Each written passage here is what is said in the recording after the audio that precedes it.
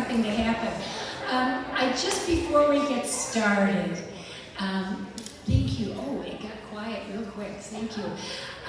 So before we get started, we do have a shortage of programs a little bit.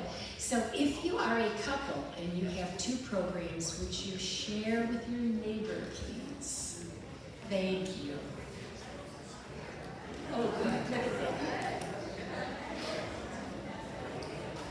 Well, hello everybody and welcome. My name is Sheila. Closer to the mic. My name is Sheila Sklar, and I'm the co-chairperson with Pat for this wonderful event. It's the SanCap Interfaith Shared Scholar Presentation of 2026.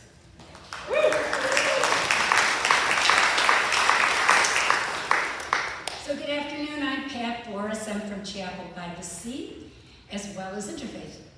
I'm offering a welcome to the 2026 Shared Scholar Lecture featuring our guest speaker, Reverend Brian McLaren. We are deeply grateful to you for sharing this day with us. It took a year to put it together, of course, and with 4 diverse, beautiful congregations, houses of worship, cooperating to make this happen.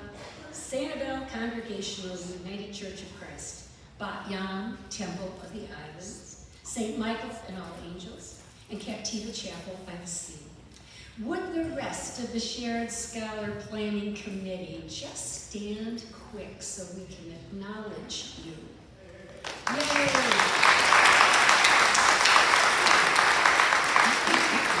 Thank you so much. These are the folks who greeted you, and they're going to serve you and clean up after you, so thanks. I have a little shout out to Judy Adler. She is keeping a laptop here with Janice Shattuck, who is the Yam president. There she is. And she couldn't be here today. She's tending a family business in Chicago. Everybody just wave to Janice. Hey! She's waving back. Yay. Okay. A little bit of the history of our Shared Scholar Program is deep. Over the past 30 years, this once-yearly series has brought together theologians, educators, and scholars who have shared their religious and spiritual thoughts on faith, ethics, culture, and social issues. In February of 1995, Yam Temple of the Islands and the Sanibel Congregational United Church of Christ initiated a shared speaker series. It was so successful that St. Michael's and All Angels Church and the Captiva Chapel by the Sea have since joined this yearly function. We want to thank the Leo Rosner Foundation for sponsoring this series, and the grant is in honor of his daughter, June Rosner.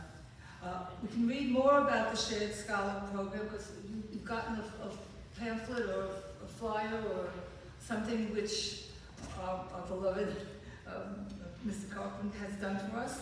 And the history is in that handout. I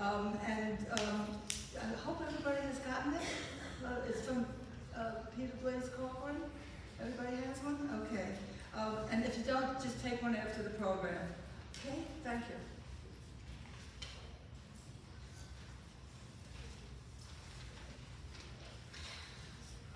Also in this handout that Sheila mentioned is a bit about the history of the SanCap Interfaith Initiative. In 2019, members from several congregations came together to find ways to positively impact our community together, and with non-religious agencies. So we're Interfaith Outreach and community partners.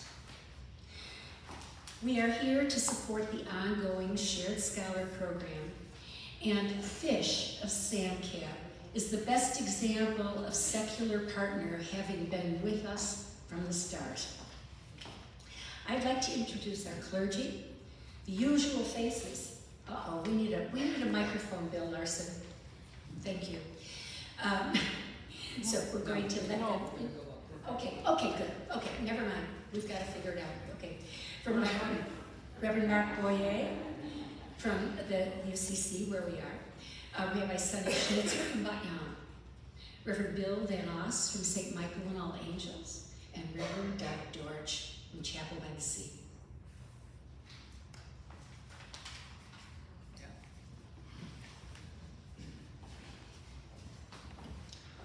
Well, good afternoon, everybody. I'm Reverend Dr. Mark Boyer, Senior Minister here at Sanibel Congregational United Church of Christ, and it is once again my great honor to welcome you here to our sanctuary for this year's Shared Scholar Program. It has been my privilege to serve this spiritual community for 3.5 years now. It has been awesome, but at the same time, I could certainly be accused of bad timing, and that, as many of you know, I started here 10 days before Hurricane Ian. But while I may be accused of bad timing, you cannot be. In fact, today your timing is excellent, because you are going to be blessed to hear Brian McLaren, Reverend Brian McLaren, someone whose work I am deeply familiar with and who I have been blessed to see speak several times at something called the Festival of Homiletics, a national preaching conference. So once again, welcome and congratulations on your excellent timing.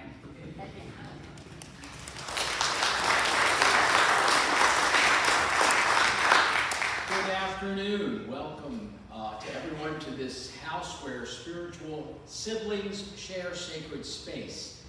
We're all trying to get to the same place and do the same thing. We'll just maybe get there a little differently. Some of us like to drive Subarus, and some of us are going to drive a Tesla. And maybe there's a Ferrari out there.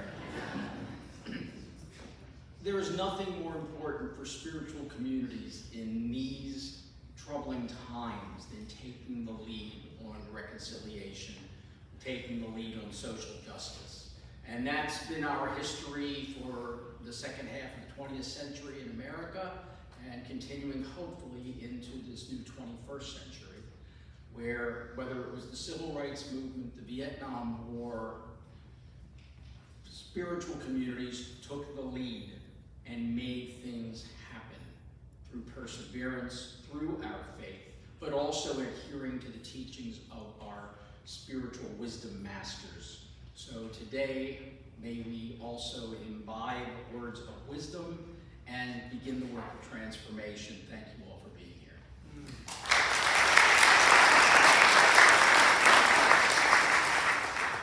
My name is Doug Dorch, and I am the minister at Captiva Chapel by the Sea.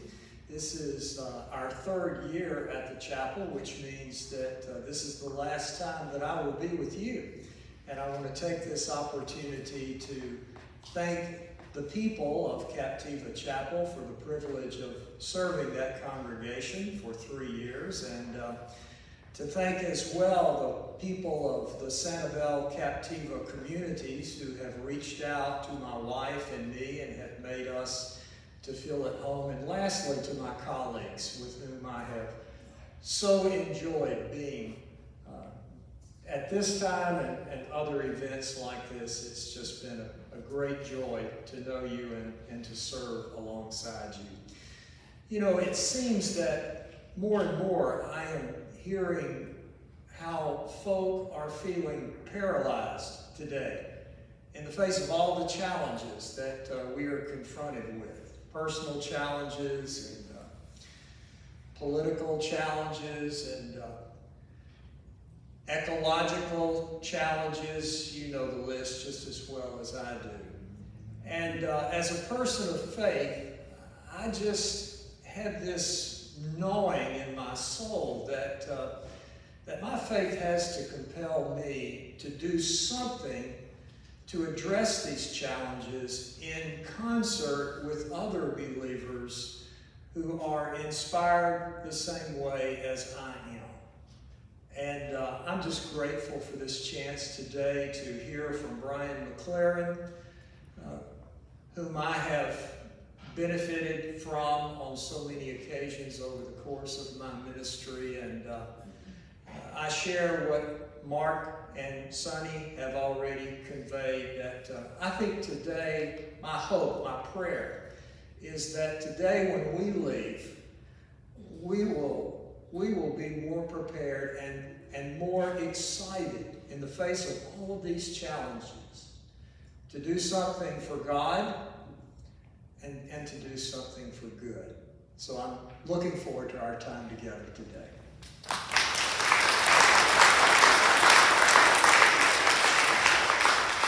Those are tough acts to follow. I don't know that I have much more to say on all of that, but it is always wonderful to come together in an interfaith effort like this, to bring us together, to learn and to collaborate and to have our discussions. I want to thank Brian McLaren for being with us for this time, and I just want to make sure that all of you know that we're going to do a follow-up to this down at St. Michael's, right down Periwinkle here, about 3 blocks on the same side. We're going to do that tomorrow morning at 10 a.m., where Brian is going to have part 2 and talk about leading Sanibel forward and caring for creation. So 10 o'clock a.m. tomorrow morning at St. Michael's. Again, it's wonderful to be a part of this Interfaith Scholar Program and all of our efforts together as island communities.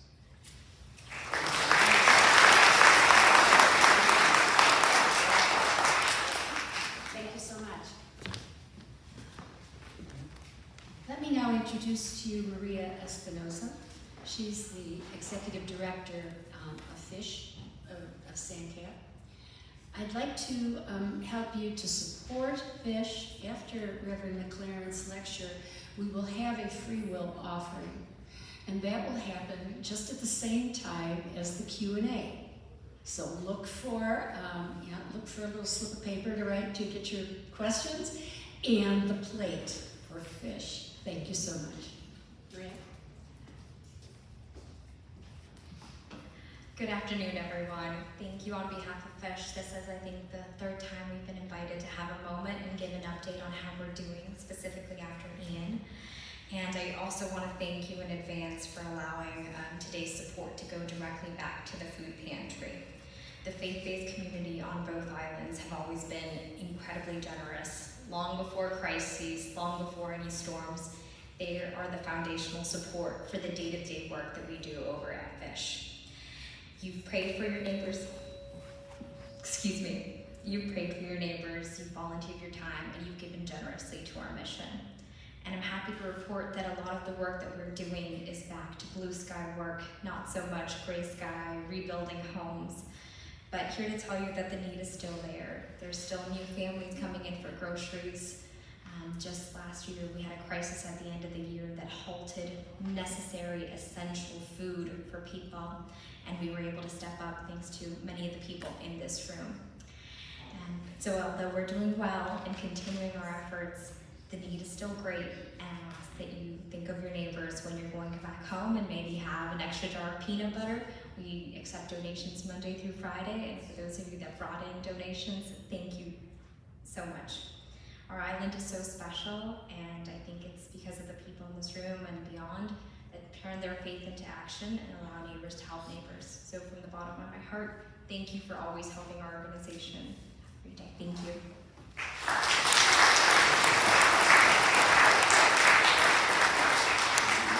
Thank you to all our clergy, and thank you, Maria, for representing FISH.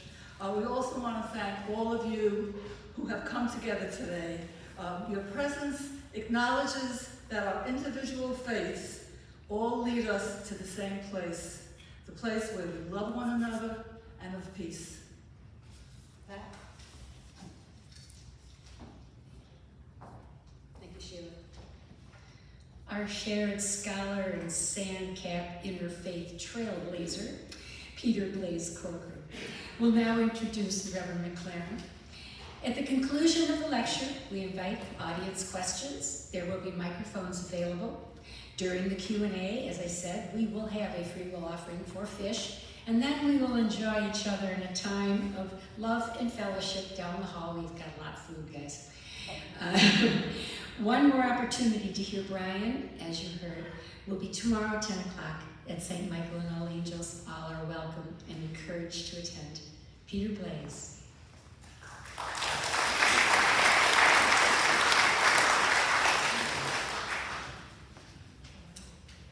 me to begin with abounding gratitude for Brian's being here. Welcome to the islands, Grace and Brian. We're grateful that you've come in a sabbatical year when you're not taking engagements. We're grateful that you're doing a second event tomorrow at St. Michael's, as you've heard, and we hope that some interfaith action will arise from tomorrow's gathering. And we're grateful that you're donating your honorarium to a dynamic nonprofit charity, Zoe on Campus, which is a global youth interfaith fellowship. Thank you for that. And if you won't think me too rude, Reverend McLaren, first I'd like to introduce ourselves to you as a way of celebrating our joy that you're here.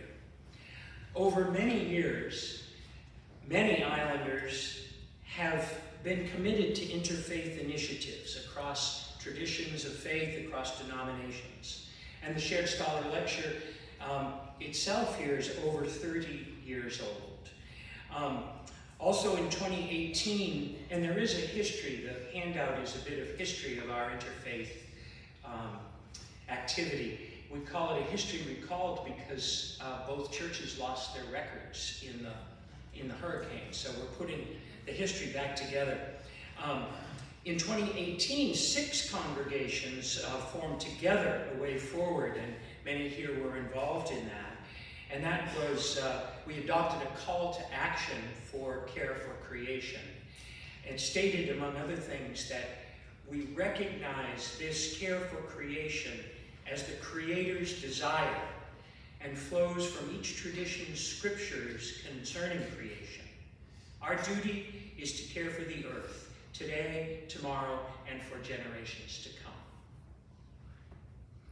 So COVID and hurricanes have caused great damage to our places of worship, ongoing trauma to our population, great disruption to our community and economic life, and much harm to our beloved wildlife and plant life. I know as a fellow islander from Marco Island, Brian, you understand. You know this. We have a long way to go still, but we're coming together and we're coming back. And so that's what brings us to you. Thank you for coming to Sanibel and Captiva. We're an audience that's eager to discern with you faith-inspired action where it could lead us. Allow me to introduce Brian, if I may,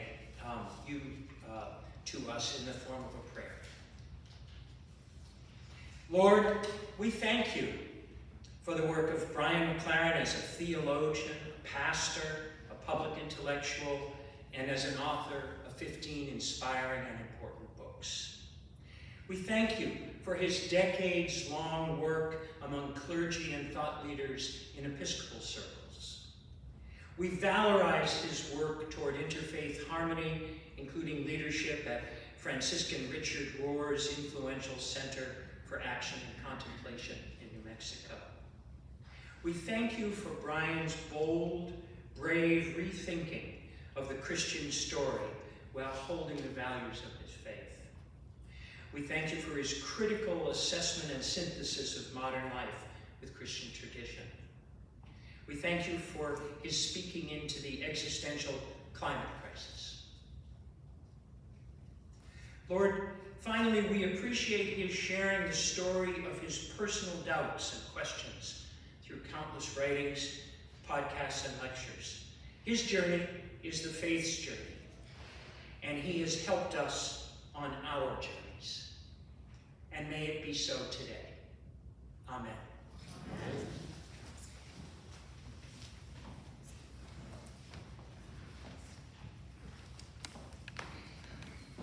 Good afternoon, everyone. It really is an honor to be here. Grace and I live just, I guess it's 40 miles by sea. It's a lot more by I-75 down in Marco Island.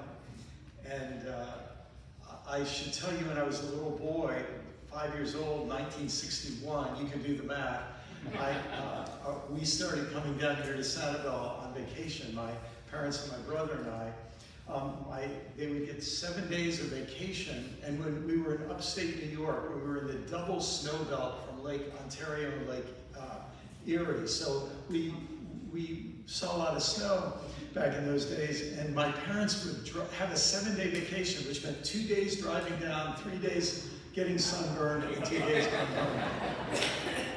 But I have great memories here in Sanibel. And I think maybe that's when the dream of living down here came. So it feels great to be here with you all. A couple of years ago, I wrote this book called, well, I should say back in 2006, 2007, I wrote a book about global crises. That was when I started engaging with global crises. I had this curiosity. What are the biggest problems in the world? And it's actually not that easy a question to answer. If you're a doctor, you notice medical problems. If you're a banker, you notice financial problems. If you're a military person, you think of possible wars and so on. If you're interested in poverty and world health, you notice different problems. So I really wanted to try to understand the biggest problems in the world. I know that might sound really depressing. You might wonder, what's wrong with this guy? I'm actually kind of an optimistic and upbeat person, but I was drawn to try to understand, maybe for the same reason any of you who've ever had a serious illness, like you don't want the doctor to sugarcoat it. You say, tell me straight, doc. I want to know what's really going on so I can respond appropriately.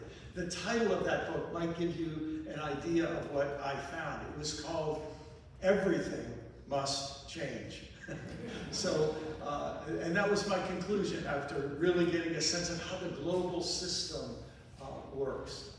And then, almost 20 years later, a couple of years ago, I wrote a book, and the title is Life After Doom. That tells you how I feel things have gotten since then. It's funny, I learned something about titling a book like this. You would think that this was the title.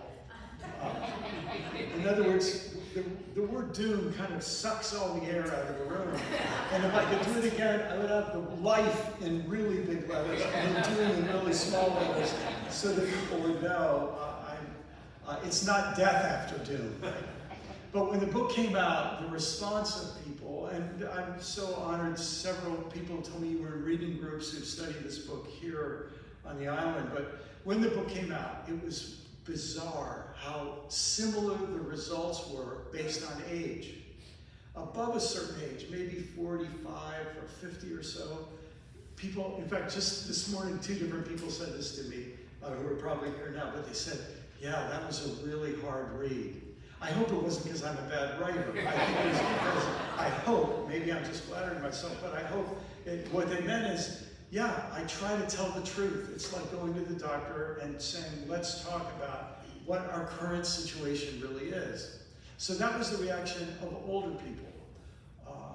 The reaction of younger people, I could not have written the script, how similar it was. Almost always they said, what a relief. How could 2 different groups of people have such a different reaction?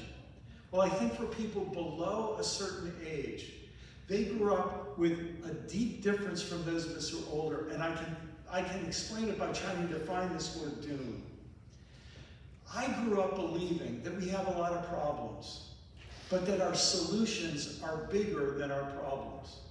Our scientific, technological solutions, our political, economic solutions, our educational and social solutions, and our religious and spiritual solutions are bigger than our problems. I stopped believing that sometime in the last 20 years. I now believe that our problems are bigger than our current solutions. Now that doesn't mean there are no solutions, it just means that the solutions we need, I think, have not yet been fully discovered or imagined or appreciated. Do you understand what I'm saying? So my definition of doom is the feeling that comes over you when you feel that your problems are bigger than your solutions. And I think people below a certain age have felt this their whole lives. Does that ring true? Yes.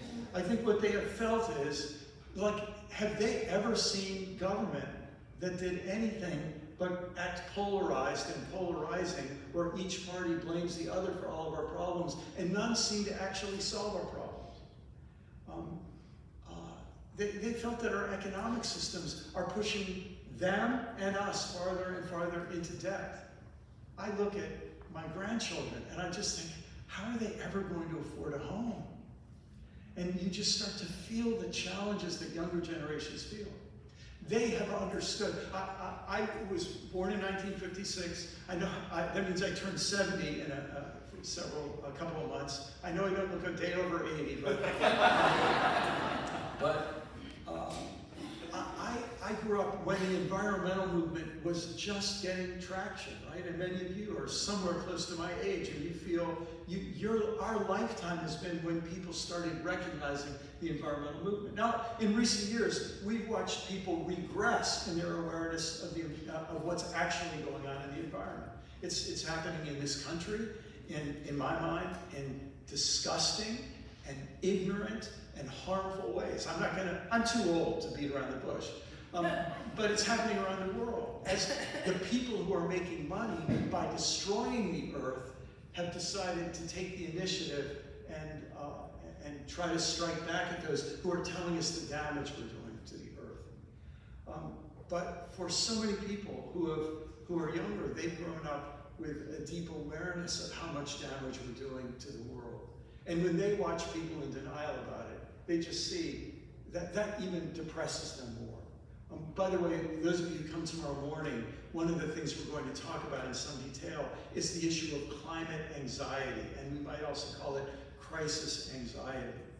As a result, people who study this sort of thing have been talking for some years about what they call it either the polycrisis or the multi-crisis. And what they mean is when you have a set of crises, each of which makes the others more difficult to solve.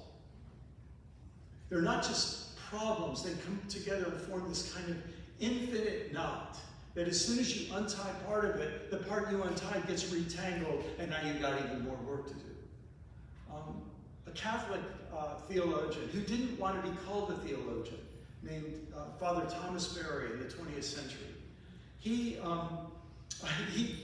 made up a term for himself. He wanted to be called a geologian, because he was afraid that when people talked about theology, they focused on going to heaven after they died, which made them not take seriously the problems we're causing here on earth. And so he said, don't call me a theologian anymore. I don't want to distract people from the earth. I want to help people see the sacredness of the earth. So he put theologian and geology together to be a geologian. He said for the last 20 or so years of his life, he just died several years ago. He would say, I can describe our current situation in 3 sentences. Let me give them to you. 1, this is quote. I memorized the first 2. The third I'll paraphrase. First, the glory of the human is becoming the desolation of the earth. Second, the desolation of the earth is becoming the destiny of the human.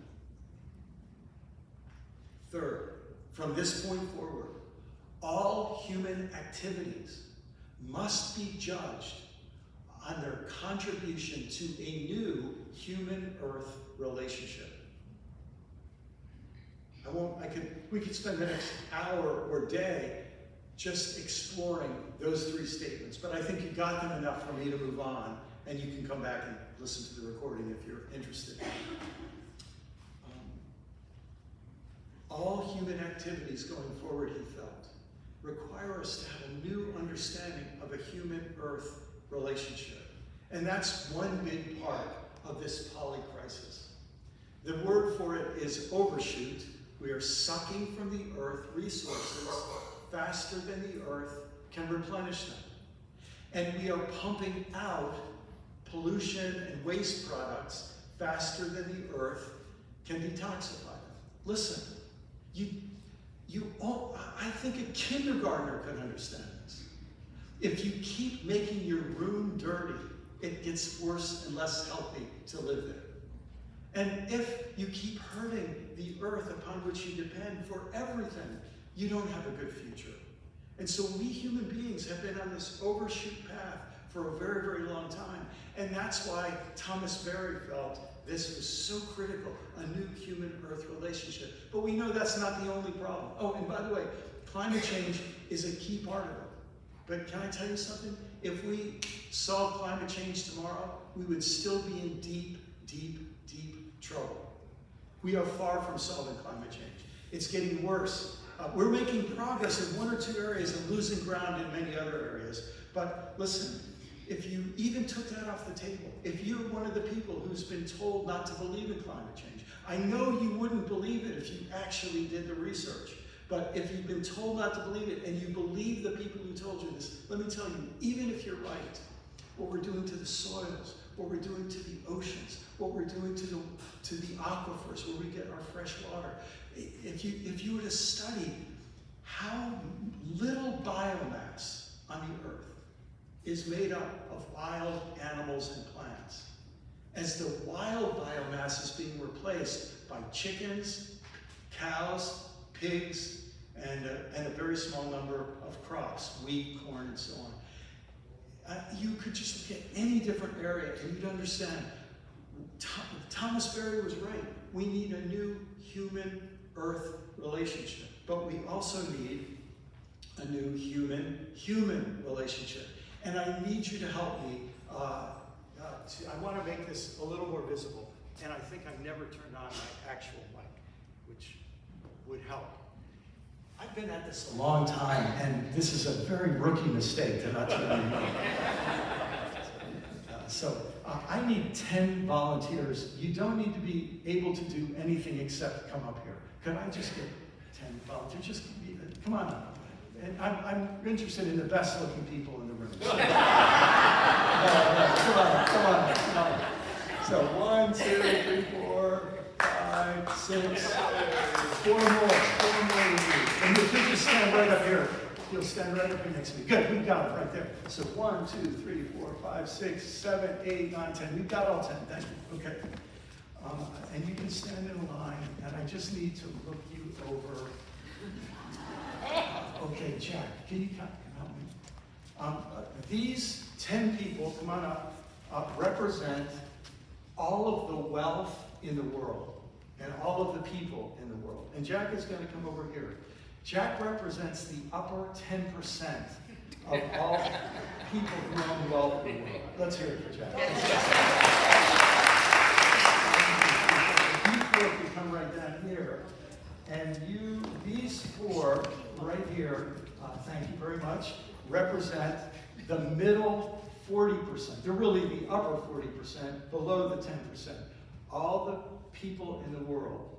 And if, we lost. We need 2 more. We need 2 more. Okay, Peter, that's right. There we go. Here we go. And so these 5 represent all of the rest of the people. I wonder if you could come with me. If you could just stand over here.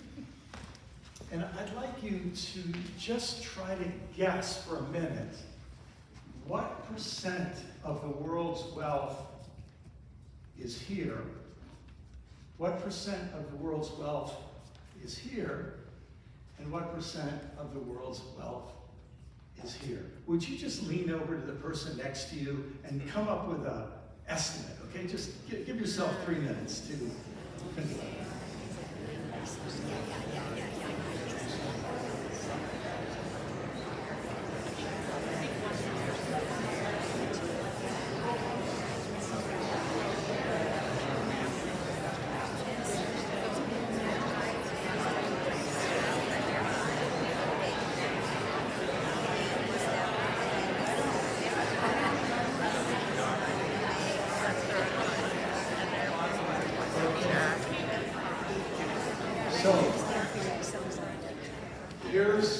This is thinking about all the people in the world.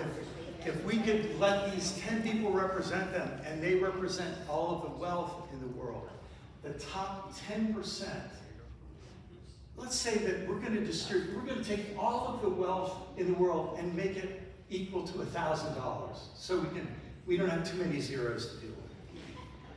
$750 are owned by the top 10%.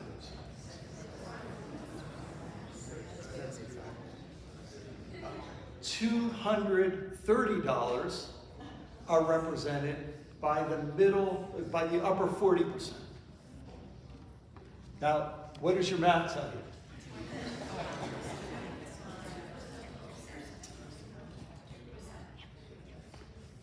$20 are left for the bottom 50%. Just let that sink in.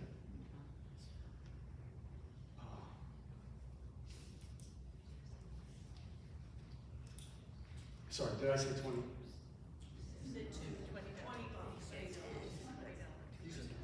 200. Thank you. Sorry. So, but think about this. If these people take all of their wealth and put it together, 2% of the whole of the wealth. So that is 20, right? Yeah, it's 20. Yeah. It couldn't be 20. It's 20. It's $20 for these people. Add them all together with all of these people. And they still only have half of the wealth in the world because this 10% own the vast majority of wealth. Now let's think about climate change. Who is producing most of the pollutants that create climate change? It's these guys over here, and especially over here. Who has most of the money that could solve this problem? These people over here. And we might say, what can these people do to address this problem? Take every single problem in the world and think of the dispersion. And let's not just think of it as money, but think of the disbursement of power that goes with these different amounts of money. Listen, it doesn't matter what your political party is. People of all parties are in all different places on this, right? But this represents a problem not just in this country, but around the world. And we're noticing something happen during our lifetimes. We're noticing that the people who make up the top 10% in countries around the world are making deals with each other. And they're making deals to make sure that governments won't interfere with what they're doing, because they've given most of us the sense that we won't make anything if they aren't happy. And so this is a problem that we've never seen before with this level of inequality, this kind of disbursement of wealth. We've never seen it in the modern world. And where this kind of wealth inequality has existed in the past, it has usually been very close to some sort of a collapse. So when we speak of a polycrisis, a different relationship with the earth also includes a different relationship with each other. And here's the thing, the world is set up so that these people hardly ever meet these people. These people hardly ever meet these people, and these people never meet these people. Now, those of us in this room, probably most of us are on this side of the room, maybe some of us are on this side of the room, but suddenly when we think we need a new relationship with the earth, and then we think we need a new relationship with each other, with one another, I think when we feel those two problems, we start to feel the challenges we face. And for all of you in the faith community, I want you to feel this. This is not to make anybody feel guilty. If anything, I think this should make you feel important. Because there are very few politicians who've ever been elected to office anywhere in the world who wake up in the morning thinking, how can I make these people love each other more? How can I make these people connect with each other more? How can I make these people feel some responsibility, not only for one another, but for the common good of all of us together? Does that start to make sense? You people are so important. The faith community around the world is 83% of the world's population. The 17% that calls themselves non-religious is growing. But it's 83% that's a member that considers himself a member of some religious community. And when we think, what can our faith communities do? our faith communities, if they wanted to, could say, hey, let's try to inculcate in 83% of the world's population a new human-earth relationship and a new human-to-human relationship. Y'all can be seated. Can we give them, this is hard work.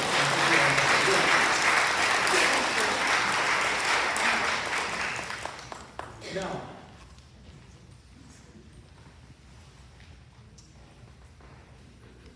there's so much more we can say about the problem, but I want to talk about what faith communities can do.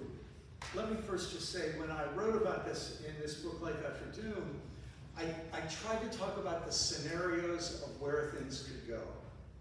And I'm not going to go into details, but I'm just going to mention it to you like this. The people who study this sort of thing in depth, their number one sort of short-range fear is not extinction of the human species, but it's collapse of civilization as we know it. Now, all past civilizations, 100% of past civilizations have collapsed eventually, one way or another. A few of them collapse suddenly. More often they collapse in a stair-step fashion, where they keep getting better and better and better, and then they sort of ride a crest, and then things get a little bit worse. And then they think, well, we'll get better, but no, and then it gets a little bit worse. And maybe it gets a little bit better, but then it gets a little bit worse. And so, you know, people always debate about the Roman Empire, but you could probably say the Roman Empire was in a slow collapse, stair-step collapse for a few centuries. And so nobody woke up thinking, wow, the empire's collapsing. They just thought, wow, things are not as good as they used to be. But we'll get it back. So if we say, this is the situation we're in, and listen, we don't know what's going to happen. So the four scenarios that I try to describe, I'm not telling you which one I think is true. I just haven't, since the book came out, nobody has told me you forgot about this other possible scenario. So here they are. First is collapse avoidance. This would say we're starting down the stair step, but we're going to figure out, we're going to come together with enough good ideas and good people and good organizing, good planning, that we'll be able to pull out of that collapse and make some changes that will keep us away from the collapse. Second is collapse recovery. That means we'll go down, and when we get to a certain place, things will get bad enough that we'll make changes of a deep enough nature that will then be able to stop collapsing, or maybe even to have some kind of new future. It will be different than the old one because this one isn't working. This one is leading to collapse. So we'll have collapse and then rebirth. Something new will begin. Third is collapse survival. That means there'll be collapse, and we'll get to some level, and we'll stay alive, but it will be at a very different level than we've been for several hundred years. And the fourth is collapse extinction. And we don't ever want to talk about this, but for just 30 seconds, let's say, you could imagine things getting worse and worse and worse, that nations choose more and more ignorant, desperate, angry people who eventually would be driven by enough anger and desperation that they would press the buttons that should never be pressed. And you can imagine things leading to an extinction scenario. Look around the room. Based on the average age of this room, a lot of us might think, well, at least I won't live that long. Thank goodness I'm old. But we also, a lot of us have children and grandchildren who we really care about. Some of us maybe even great-grandchildren. The people you love and care about, the people whose faces come to your mind when you wake up in the morning, when you fall asleep at night, will be alive in 2100. When, if we keep going the way we're going now, the earth will be 4 degrees centigrade warmer than it is now. The Gulf of Mexico will be anywhere from 2 to 8 feet deeper than it is now.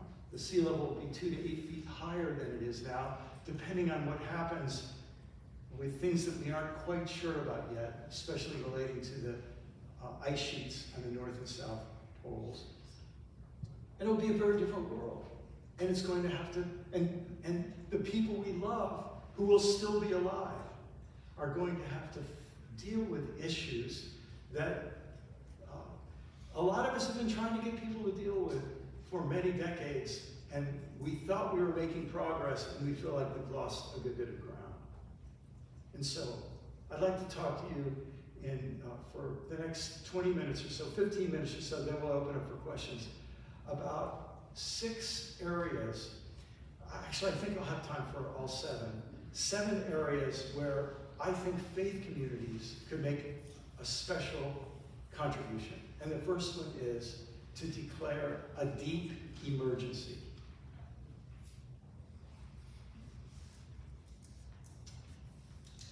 I think faith leaders could pull the fire alarm and say, it's time for us to stop pretending that everything's okay or will be okay if we can just get our party to win the next election. The problems we face are very, very serious. And if we keep playing by the same rules we've been playing by, then we will not take the action we need. And so I think if our faith leaders across many of our traditions were willing to stand up and do something about this, I think that would be one of the most significant things that could happen. Now, the largest single religion in the world, I'm not Roman Catholic, I'm open, and I'm sure we have some Roman Catholic people in the room. The largest single religion in the world is the Roman Catholic Church. The previous Pope, Pope Francis, came the closest to pulling the fire alarm of any religious leader in history.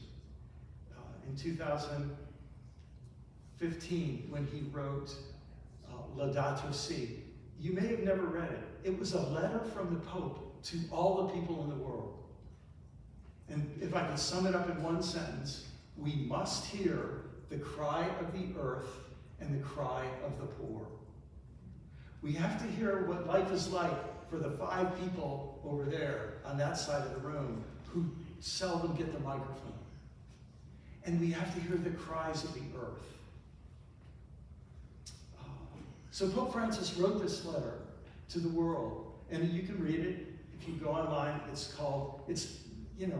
you're Roman Catholic, Catholics like Latin, and so it's Latin. Laudato Si, which are the first 2 words of a psalm written by Saint Francis 800 years ago. And in fact, Peter Blaise Corcoran was at the 800th anniversary in Assisi of that incredible poem and song. But you can go online when you get home today and look it up. And you can read a short compendium. In fact, AI would probably give you a good 2 minutes.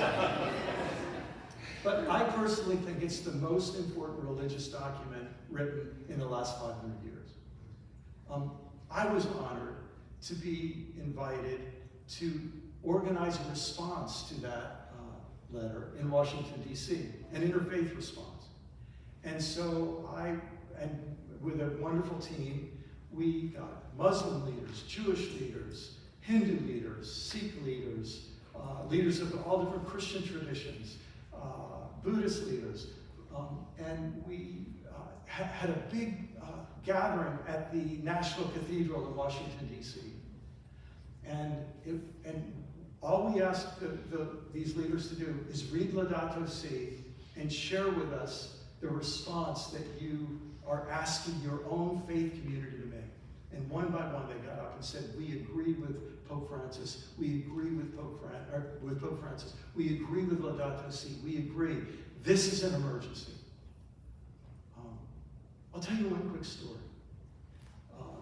The largest group of Muslim leaders ever to sign a document had been signed a few years before when the previous Pope said some anti-Muslim things, and a group of Muslim leaders got together and said, we probably should talk to each other a little more than talking about each other. And so they wrote a document called the Common Word document. And because I've been involved in interfaith relationships, I was part of those conversations where we got Christians and Muslims together in the aftermath of September 11th to say, let's try to stop killing each other. And let's try to start understanding each other. And so then, several years later, about 10 years later, an even larger group of Muslim scholars got together. They read Laudato Si, and they were trying to draft a response. And partway through the drafting of the response, the whole delegation fell apart. And a Muslim former ambassador from South Africa was called in to see if he would help them get back together. And he and I became friends through this event that we had in the National Cathedral. And they succeeded, they did it. I said, how did you get them to agree? He said, here's what happened, here's what broke down. Of course, Muslim leaders, many of them, are leaders of the greatest oil-producing countries in the world. And for them to sign this statement would mean they were signing a statement to say that fossil fuels should be we should replace fossil fuels with renewable energy as fast as possible. And they all agreed, but then they thought, if we put our names on the document, we might go to jail in our country. Can you see that? So they became afraid. And so this fellow told me, what he said to them was, let me ask you a question. What industry is causing the most corruption in your country? And the same industry that was destroying the environment was destroying the social fabric and corrupting the politics of their country. And that gave them the courage to say, if we don't stand up now, we never will. Now, in the United States, I have been privileged over the last 25 years to know a lot of the heads of communion of different Christian denominations, and I've gotten to meet many Muslim, Jewish, Sikh, Hindu, Buddhist leaders. And I'll tell you, most of them are on board. But it's very hard to get their congregations on board because it's been turned into a partisan issue. And I think one of the great challenges and opportunities for all of our faith communities is to say, are we willing to stand up to political parties and super wealthy people who are part of that upper, not just 10% and not just 1%, but a tenth of 1%? And are we willing to say, we need to come together and declare an emergency? That's the first, and I need to move faster with the rest. Second is we need a deep diagnosis. A deep diagnosis will not try to blame anybody. You see, when you blame people, it's an understandable thing. A friend of mine says, when you blame people, you're choosing grievance over grief.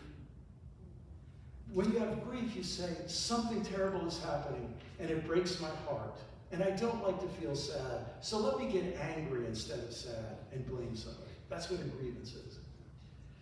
But a deep diagnosis is not interested in blaming anybody. A deep diagnosis is not just interested in feeling sad. A deep diagnosis is saying, let's try to face reality and see what needs to change. And I tried to give it to you in the beginning of this talk. Two things need to change. Our relationship with the earth and our relationship with each other. The way we see the earth. Many of us were raised in a world where we saw it as a toilet and a bank account, where we can dump our waste and we can pull out cash. And we can't see it that way anymore. We have to see a sacredness of the earth. And of course, who could better help us see that sacredness than our faith communities? And I'll tell you something, every single faith community has resources that could help us see the sacredness of the earth. And every single faith tradition has verses or statements that can be quoted that can give you an excuse to destroy the earth.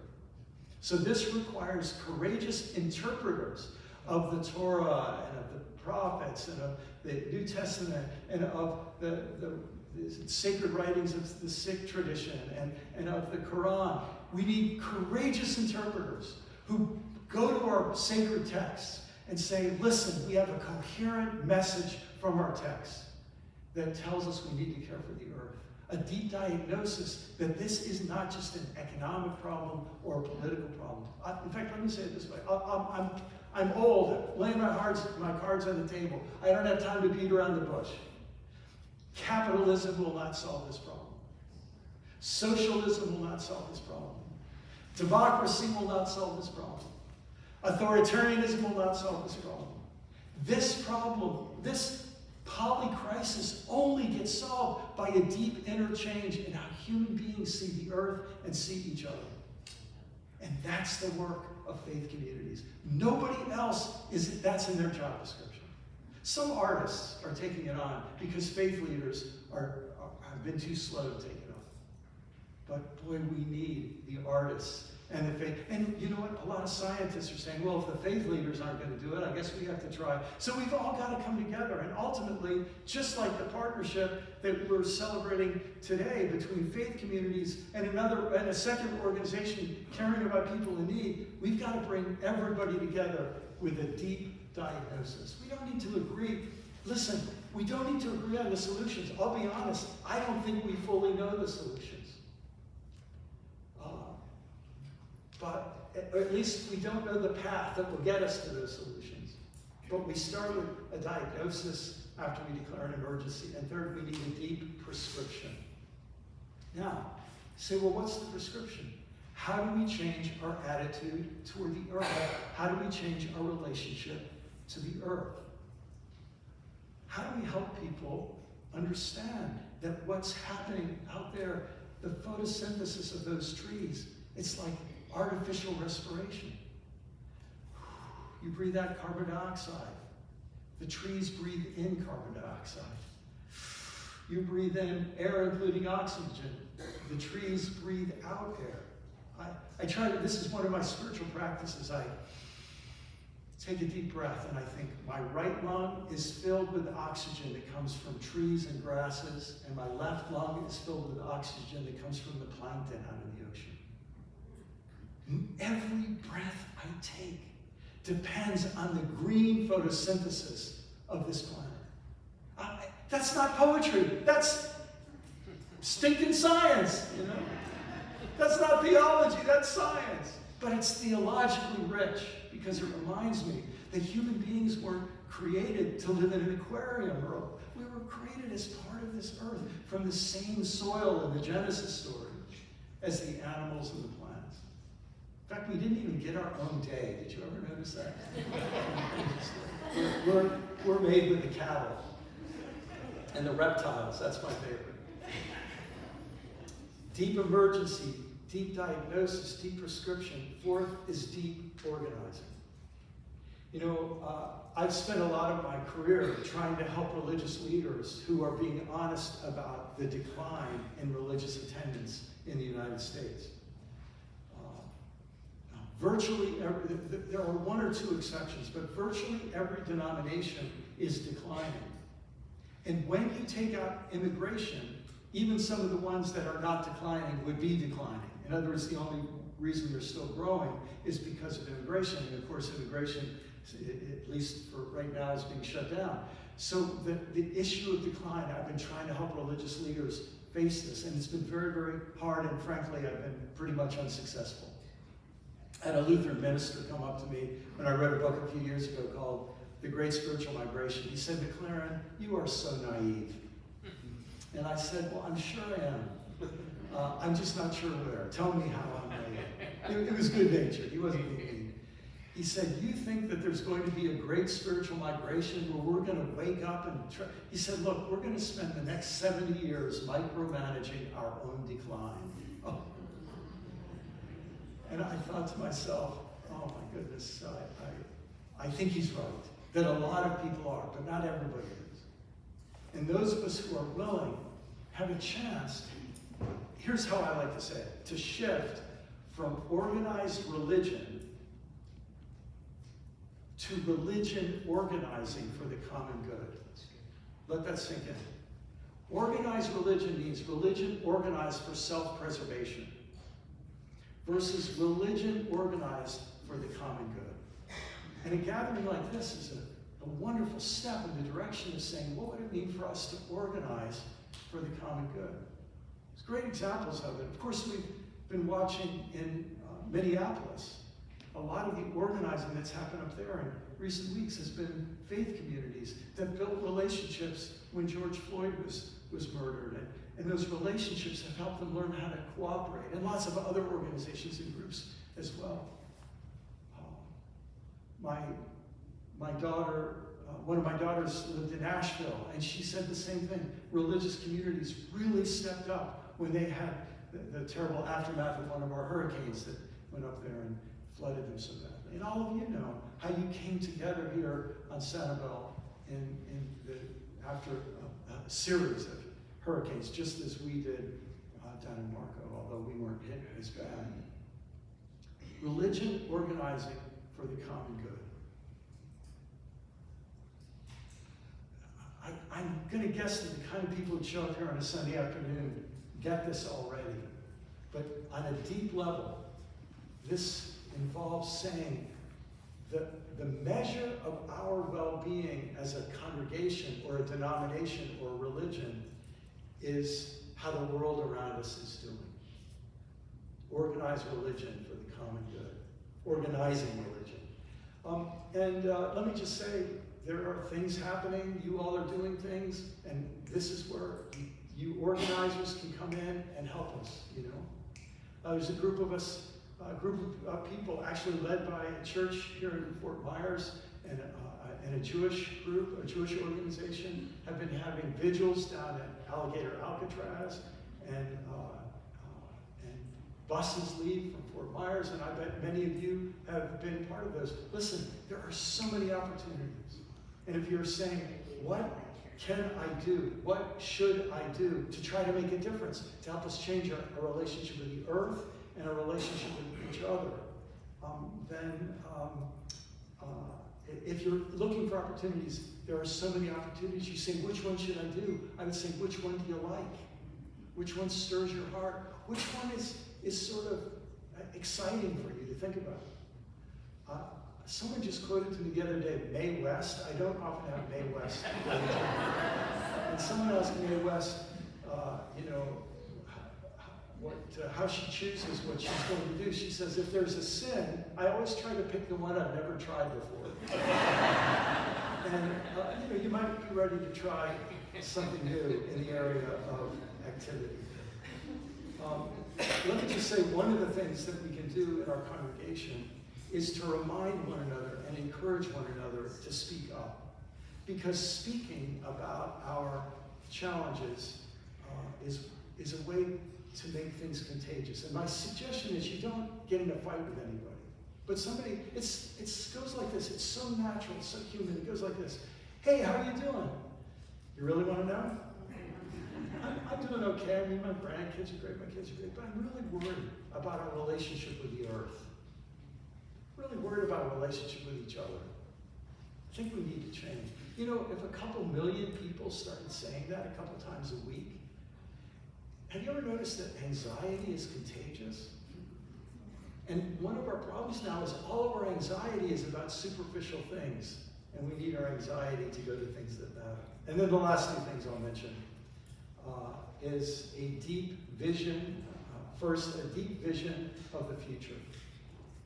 I'd like to suggest, I hope I'm wrong about this, but I'd like to suggest that you can keep two tracks going in your mind.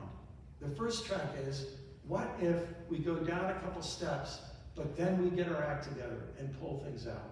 That's one vision of the future. But I think you should have another possibility in your mind, because we don't control all of this. And we might take a lot of steps now, and things might get a lot worse. And so in the short run, we're going to have to figure out how to survive. And in this survival, we have a vision grow of what we would like things to be on the other side. A deep vision of the future. My next couple writing projects are in the realm of fiction, because I'm writing science fiction. That's my way of trying to imagine if things get a lot worse. You all have seen apocalyptic fiction, where we imagine things being really, really horrible. Well, a lot of people are saying we need visionary fiction of what would the world look like if we made some smart decisions when things get bad enough. And then the last thing is this. Our faith communities can foster a deep spirituality, where we're centered people, where we make the deep connection to the Spirit, as however we understand that Spirit. What the deepest part of our traditions is really about. For our Jewish brothers and sisters here, the deep sense of righteousness and justice and shalom, tikkun olam, the healing of the earth, to deepen our connection that's there in the Jewish tradition. And there's so many powerful, profound dimensions of this in the Jewish mystical and contemplative traditions, and the same in the Christian tradition, and in Islamic and Sufi and Sikh and other traditions. If we could go to that deeper place, here's something I found. Here's how, and I'll close with this, the brilliant black theologian and Professor Howard Thurman said it. He said, we have to learn to listen for the sound of the genuine deep inside of us. He said, if I listen for the sound of the genuine in me, and you listen for the sound of the genuine in you. Let me say it this way. I listen for the sound of the genuine in my Christian soul, and you listen for the sound of the genuine in your Jewish or Muslim or Buddhist or Hindu or atheist or agnostic soul. We listen to that deepest place. Here's what he said. I can go down in me and come up in you. And you can go down in you and come up in me. Because the sound of the genuine in you and me is the same melody, the same sound. And I think when we come together in places like this and give ourselves a chance, we hear that sound calling us to action together. We have some time for some questions now. So if you'll raise your hand.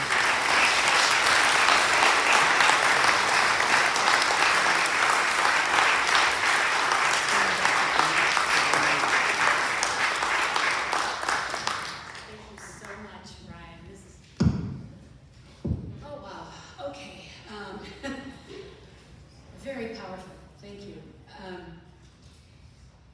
We will have some Q&A. The ushers will also pass baskets at this time. We have 3 people, Father Bill, another Bill, and Matthew, who have microphones. So if you have a question, just raise your hand, and we'll point you to a person with a microphone. Go. Yes.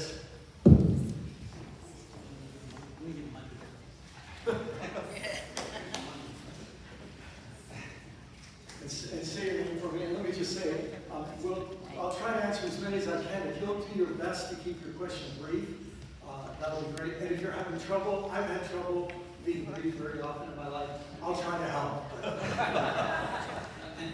My question, I wanted your take on something. You talked about, you talked about the relationship between the different people and groups of people and the like. My son was educated on this island. I'll call it the golden age of the Sanibel school. And he's doing very well. He's a computer programmer, the like, and he's putting the human brain on into computerized, digital form. Yes. And I talked to him, and growing up on this island, of course, their playground was the darling, and think of the daily trips they, in his backyard. What we talked about, and what I try to say, and this is what I want you to take on. You're in a position, you and your colleagues, to put a soul into the machines. You guys said it before. When there was a question, you said, oh, go ask AI. But he's creating AI.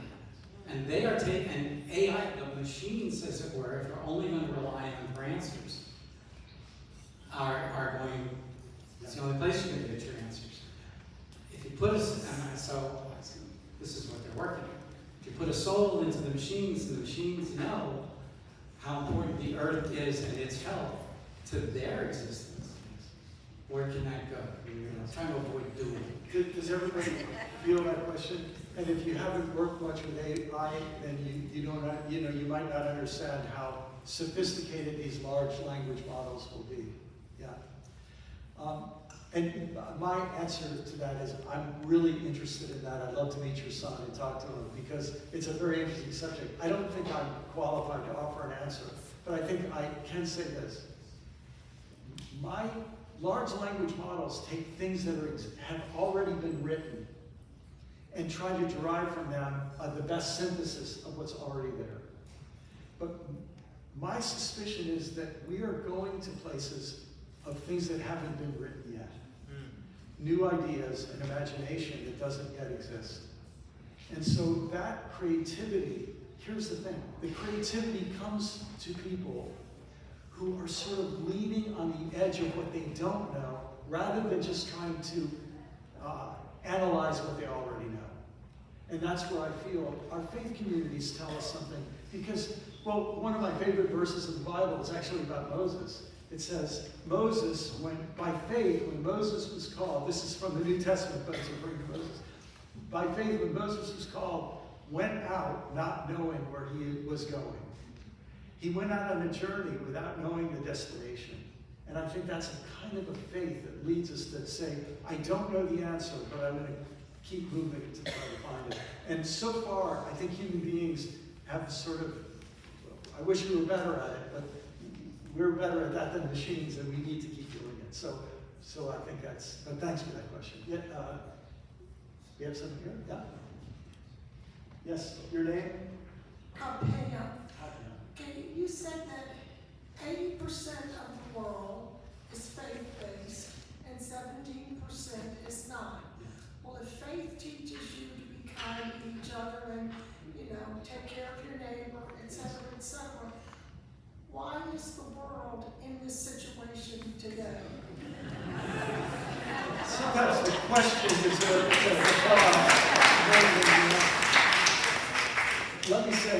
Let me say it this way. First, that question deserves books to be written about. I think every religion began as a movement of people against cruelty.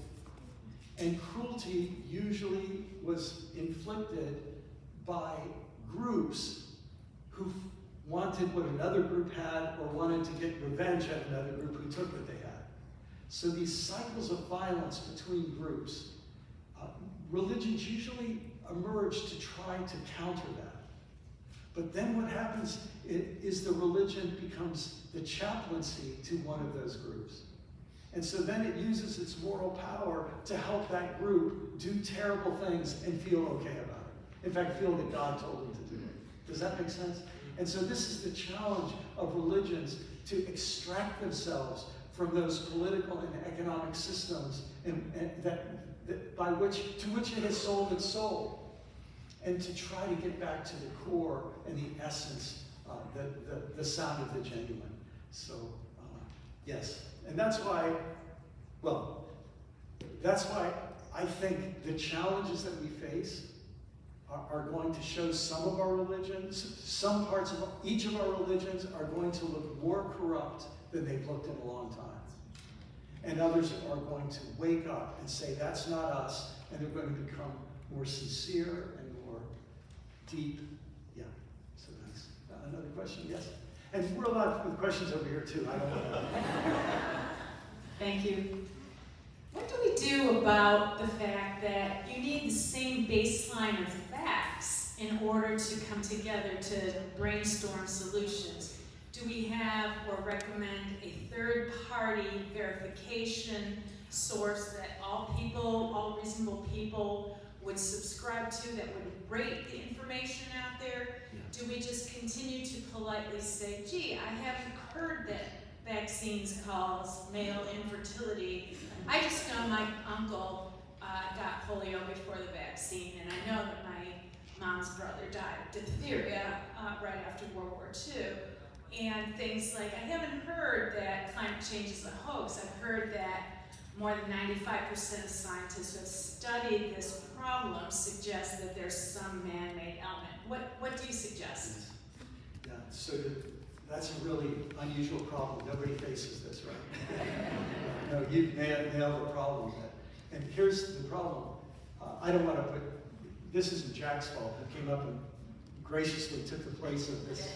But you know, the people who own the most wealth also own the social media platforms and the mass media platforms, and they use those platforms to promote some of their own ideas. Some of them do it anyway.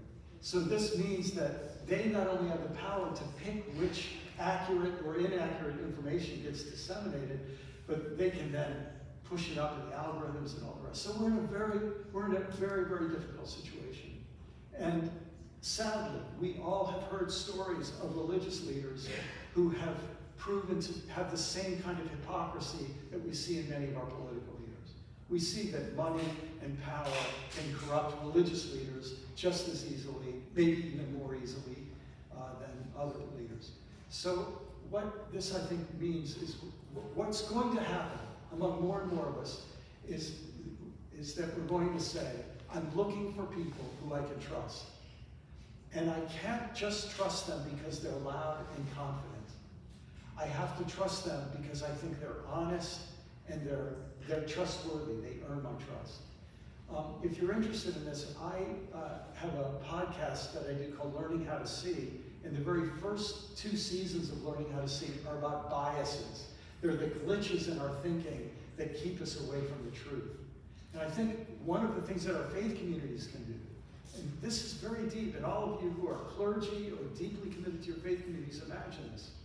What if we were to say that one of the goals of our faith community is not to try to tell people what the truth is all the time, but to try to inspire in them a desire to know the truth.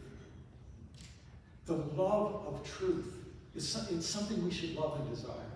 And if we were to uphold that, the love of truth, even when it forces me to admit that I'm currently wrong, if we can help build that desire in people and help them understand the danger of being deceived, that's a great gift.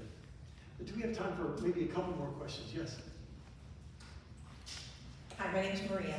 A couple of years ago, I was involved with a continuous improvement project, and one of the things they warned us about was something that they called solutionitis. You talk about that deep diagnosis. I would love to hear you talk more about who should be doing that kind of diagnostic work, what skills will it take to do that, and what will it take for the rest of us to really listen and not try to jump to conclusions without really understanding the problems. Oh my goodness. So thank you. Your first name again? Maria. Maria, thank you, Maria. So look, let's start by saying this, Maria. Your question is so important. Our political system biases us to only care about not even solutions that work, but the solutions that will win votes or even win clicks. And so we can promise solutions that will win votes or win clicks, but do they really work? And then we have a deeper question. They could solve a problem at this level and make a problem worse at this level.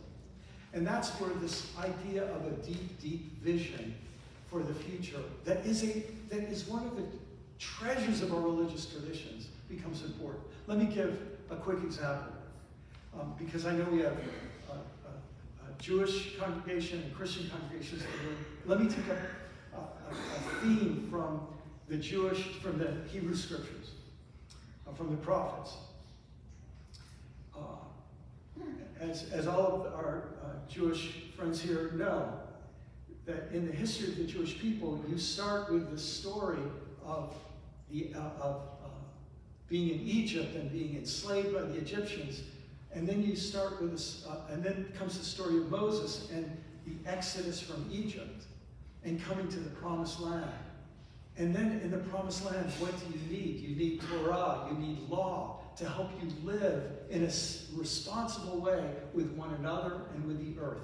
That's what the Torah is. And of course, with God as well. But in a sense, if you respect God, then you'll respect what God is telling you to do and how you treat other people and how you treat the earth. I mean, that all goes together.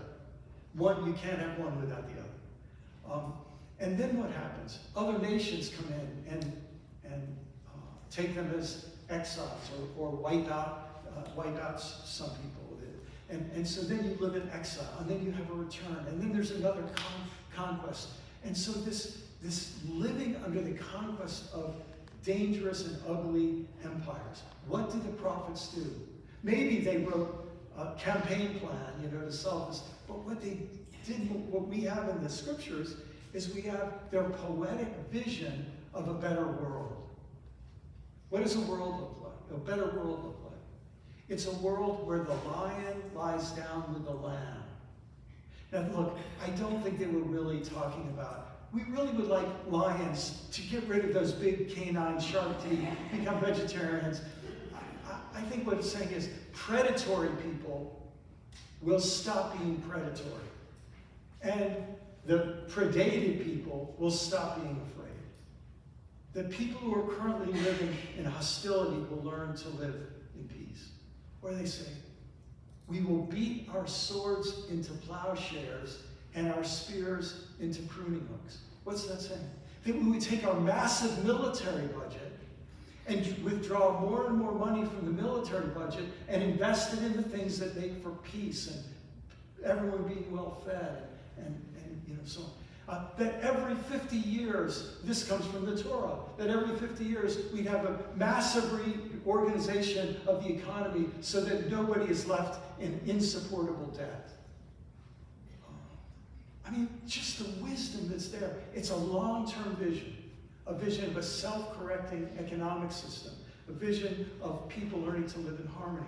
One of my favorites, one of the prophets says, in that day, the old people will sit on their front porch, front step, and the children will play in the street, and no one will be afraid. This sense of security. Everyone will live under his own vine and fig tree, and will live in security. This visions of the future. And this is one of the things we're sorely lacking. We have many plans to win over our enemies, but what happens to our enemies? Well, maybe what we need is these visions. And I think that's one of the things that only our religious communities, well, I shouldn't say only, but our religious communities need to lead the way in this. Yeah, thanks. And can I just say to all my Christian friends here, we have to be careful because we were given through Christian history some ways of interpreting the Bible that make us give up on the earth and give up on each other and just want to get a free ticket to heaven. And I think it's a very destructive misreading of the Bible, but it's very deeply rooted. So that's something we need to pay attention to. Yeah. Do we have time for one more? Maybe, is there one more question? And this will be our last one. Thanks. Yes? Hi, my name's Linda. My question is actually almost more close to all of us sitting here. But I'd be interested, Brian, in your take of this question or nine. And that's, I question myself as to why do I abdicate my power to politics and to religious institutions to tell me what my inner knowing is and what I should do, rather than have the grandest of intention. How can we inspire ourselves to take the power we have on this day and do one little step? Eat meat one less time a week. Maybe everyone in the room could do that. Or how can we, as people of faith, inspire ourselves and inspire each other just to claim the power we do have on this day? Well, I don't think I can improve upon that question with an answer. It's a question that would be great for all of us to think about. Let me say one thing in closing. It just was not answering your question, but just in response to it. First of all, ultimately, the changes that we need are on this very deep level. We actually need the human species, significant numbers of the human species, to have a new relationship with the earth. One way I say it sometimes, this is oversimplified, but I think you'll take the point, that there are two kinds of people in human history. There are indigenous people and there are colonizers. Indigenous people wake up every day and feel that they belong to the earth. Colonizers wake up every day and they think the earth belongs to them. And I think that kind of a change is a spiritual change. It's a deep, deep change. And that can happen in each of us one at a time, that very deep change. And then out of that, we can take actions that we find pleasure in taking, right? The thing we know, though, is that those actions will not get us out of the mess we're in.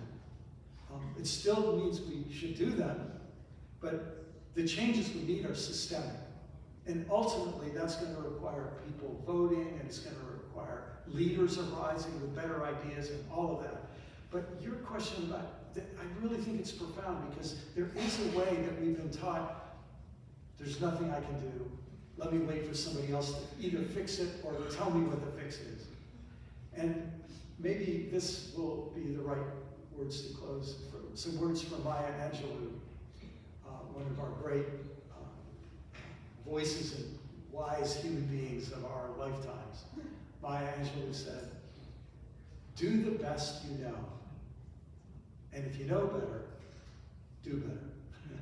And what I love about that is it says there's no perfect solution, but start with this and try this and try this. And listen, life is filled with a lot more joy when we're living into that. I think that's part of the journey of faith. So thank you all for your attention.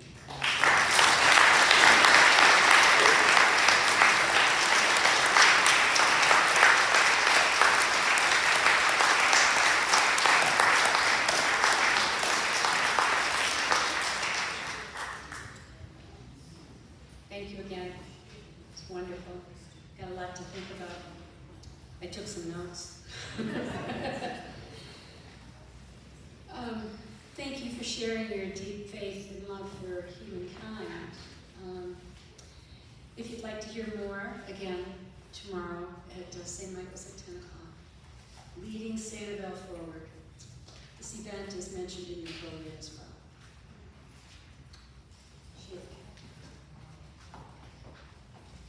Once again, we thank the Leo Rosner Foundation and his generous daughter for sponsoring this Interfaith Shared Scholar Program. And now, we welcome you to come next door to the Fellowship Hall for some delicious food that is catered by a new resident of Sanibel. And he's a terrific professional chef. His name is Mark Furr, F-U-R-R, and his partner Bryce Cormier. And their catering service is called Elite Food and Dining. So please join us and enjoy the delicious food and enjoy talking to each other.